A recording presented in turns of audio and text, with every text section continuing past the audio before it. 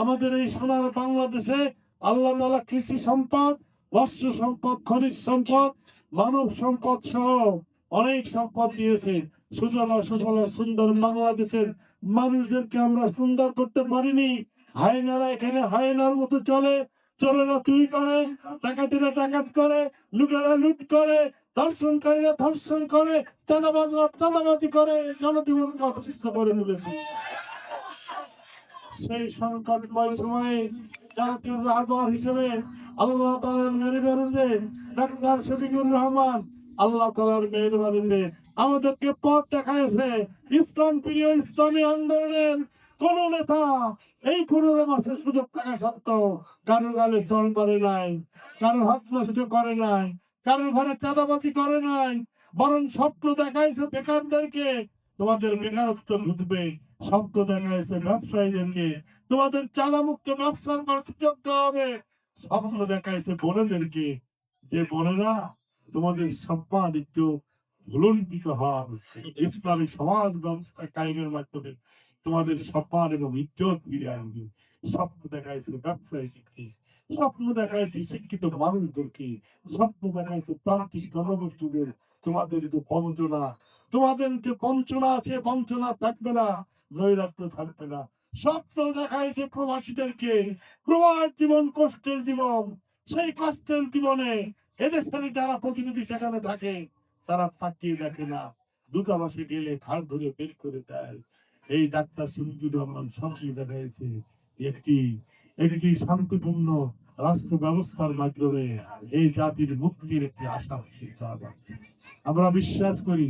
আল্লাহ তাআলা আমাদের যে সম্পদ দিয়েছে, এই সম্পদ দিয়েছে, এই সম্পদগুলি যদি আমরা কাজ করতে পারি অল্প সময়ের মধ্যে বাংলাদেশ পৃথিবীর ইতিহাসে একটি পৃথিবীর বুকে মডেল দেশ হিসেবে প্রতিষ্ঠাতা আলাপ।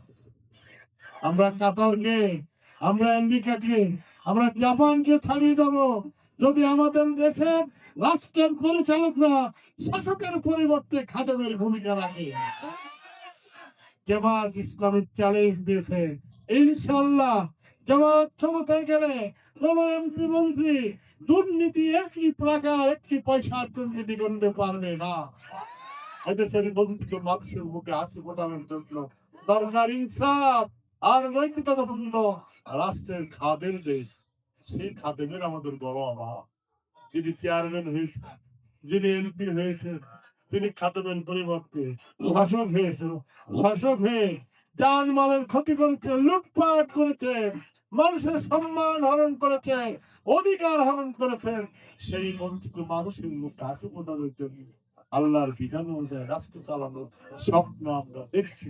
আলহামদুলিল্লাহ সে স্বপ্ন বাস্তবায়নে আজকে আমরা ধর্মবর্ণ নির্বিশেষে সকল স্তরে জাতীয় জাতির বাইরে আন্তর্জাতিক পর্যায়ে আজকে আমাদের স্বপ্ন বাস্তবায়নের সহযোগিতার লক্ষণ দেখা যাচ্ছে। সেই স্বপ্ন বাস্তবায়নে আমরা প্রমাণ করেছি আমরা সমাজ চাই। আর যারা দুর্নীতির কথা বলে মূল করবে, দুর্নীতির দায়ে পৃথিবীতে তারা শ্রেষ্ঠত্ব অর্জন করেছিল, তাদের ওই আচরণ জনগণের মনে আছে। এজন্য সম্মানিত বোনেরা এবং ভাইয়েরা, আমি বিনীত অনুরোধ করতেছি, আসুন আগামী 12 তারিখের নির্বাচন ইতিহাস থেকে নির্বাচন, জাতিকে পুনর্গঠনের নির্বাচন, জাতিকে স্বস্তি দেওয়ার নির্বাচন, এদেশের সম্পদকে কাজে লাগানোর নির্বাচন, এদেশের মানুষদের ইজ্জত আব্রু হেফাজত করার নির্বাচন, এদেশের বেকারদের বেকারত্ব ঘোচানোর নির্বাচন, এদেশের সম্পদকে সঠিকভাবে ব্যবহার করার। সেই নির্বাচনে আপনারা ইসলামপন্থী নেতা ইনসাফের প্রতি এই যে পাল্লা দেখছেন, এই পাল্লায় আপনারা ভোট দিবেন, ভোট চাবেন, সকাল সকাল এসে ভোট দিবেন। এদেশের মানুষের মনের মধ্যে যে আশা তৈরি হয়েছে আগামীর বাংলাদেশ সর্ববিদিত বাংলাদেশ, আগামীর বাংলাদেশ মানবিক বাংলাদেশ, মানবিক বাংলাদেশের প্রতিষ্ঠাতা হবে আল্লাহ দ্বীনের ভিত্তিতে, এর প্রতিষ্ঠাতা হবে জনাব ডাক্তার শফিকুর রহমান। সেই সেই যাত্রায় আপনাদেরকে অগ্রণী ভূমিকা পালনের আহ্বান জানিয়ে আমার জন্য দোয়া করি। আমি আপনাদের জন্য দোয়া করছি, দোয়া শেষ করছি। আসসালাম।